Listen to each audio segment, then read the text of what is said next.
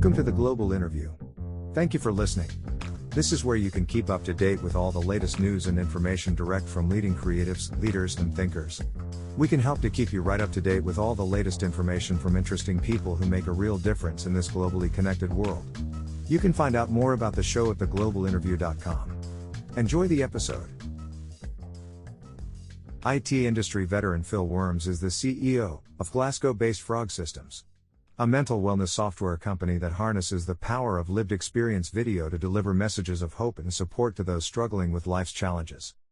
Phil has spent most of his working life in the IT and telecom sector.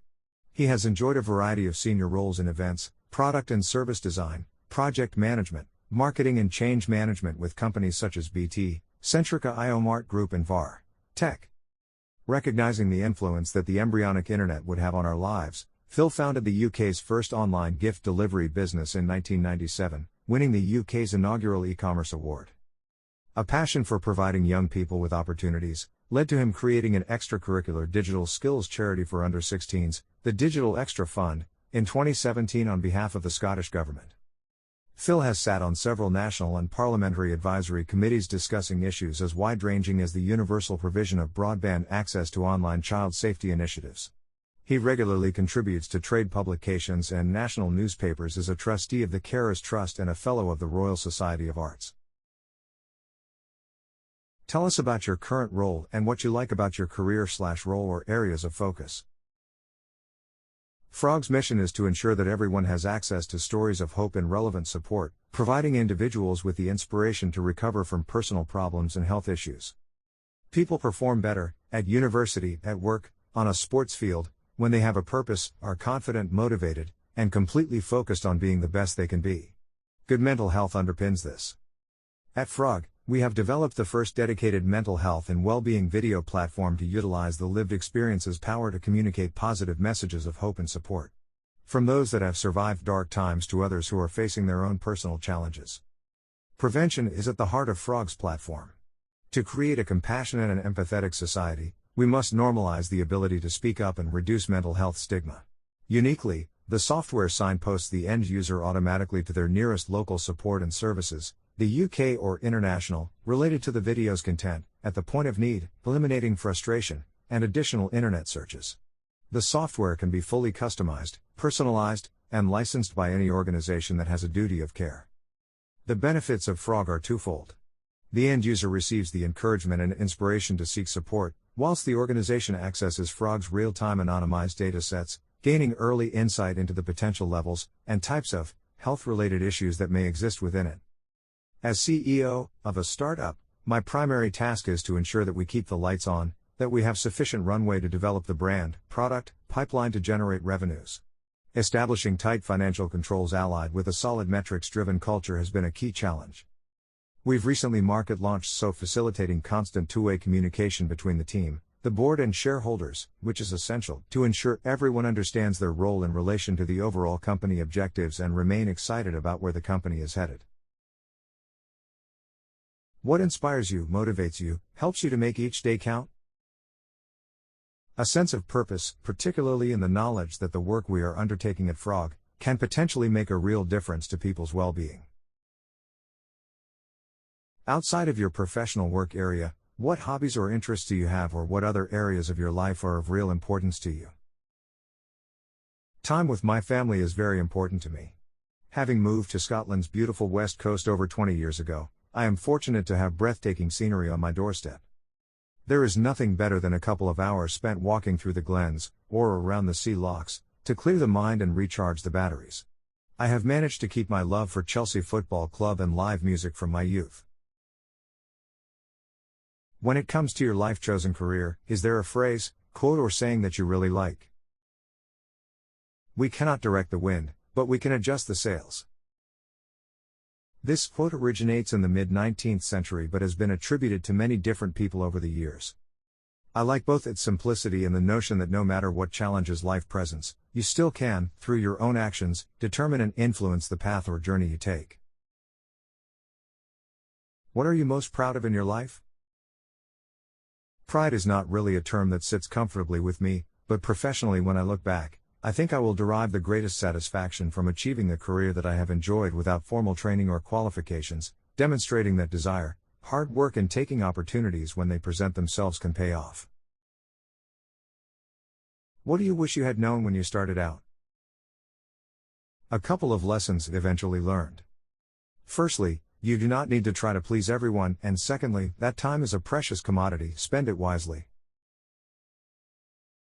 Who do you most admire in business, academic, or creative circles? Probably not the answer expected, but I admire anyone, regardless of sector or industry, who inspires, has overcome adversity, and has demonstrably stuck with the courage of their convictions. On a very personal level, the person that has shaped me and who I admire above all else, for reasons too numerous to list here, is my wife. What companies, brands, or institutions do you like or do you think are getting it right? AG Barr's promotion of its IRN/BRU brand, which has seen a brightly colored soft drink elevated to icon status within Scottish culture, is frankly genius. What is the best advice you have ever received? I started my career in the hospitality and catering sector. During my college days, I spent several months each year on industrial work placements as a management trainee. During my final year, I worked at a prestigious location in central London where I was given some advice that has stayed with me, about understanding the value of everyone's contribution to an organization.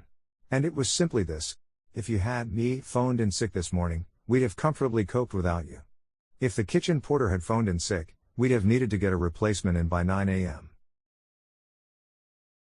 What drives or motivates you each day in a work environment? Creating a business from the ground up, overcoming the challenges that this presents, and watching a young talented team blossom and grow.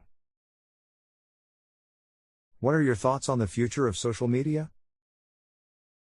I have developed a love/hate relationship with social media. I love the idea of community and connection that it offers, but find myself hating what it has become. The rise of fake news, intolerance, FOMO syndrome, fear of missing out, dependency, and the obsession with self-image is leading to a toxic and unhealthy online environment. Unless the tech giants act swiftly to restore consumer confidence and take responsibility for the content published on their platforms, they will either find themselves legislated against or face a declining end-user base.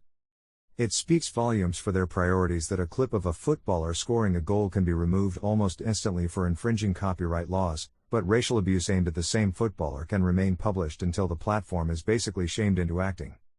I think the future for social media lies in video and audio. What is your favorite social media platform, and why? I find myself engaging with social media far less than I used to. A couple of years ago it would have been LinkedIn, for its business focus and more considered content, but I'm now finding that it is slowly morphing into a Me Too Facebook. A personal improvement I'd like to see is the banning the word super as an intensifier for adjectives, as in super excited, super humbled, and super proud. Do you have a mentor, or have you ever been a mentor to anyone? I have been very fortunate to have worked for, or with, a wiser and more experienced head in every role that I have held. Interestingly, all have displayed similar characteristics: fiercely passionate, risk-takers, who have been prepared to share their knowledge and invest their time in my personal development, when sought. What advice would you have for someone looking to get into the same area of work? Do not limit yourself, take yourself out of your comfort zone and be prepared to suffer disappointment, learn from it and come back stronger. The digital industry is exciting, dynamic, fast-paced and ever-changing, so if you don't like change, it's definitely not for you. And above all, do not settle for a job or role that you're not passionate about. What do you feel is the most common reason for people failing or giving up? Building products and services that you believe the market needs, rather than what it wants and is prepared to pay for. Failing to get feedback from potential customers is usually fatal to a startup. How do you define success, and what lessons have you learned so far that you could share with our audience? A tough question. For me, success is a combination of many things, from celebrating small victories, achieving your goals, feeling empowered, being surrounded by love, learning something new each day, to overcoming fear. But for me, true success is understanding that you control your destiny. What skills do you feel have helped you to become successful?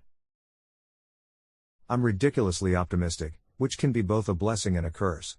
Determination, perseverance, teamworking, multitasking, but the ability to listen, above all else. Thank you for listening to this episode from The Global Interview. We appreciate your support. If you would like to find out more, please visit theglobalinterview.com.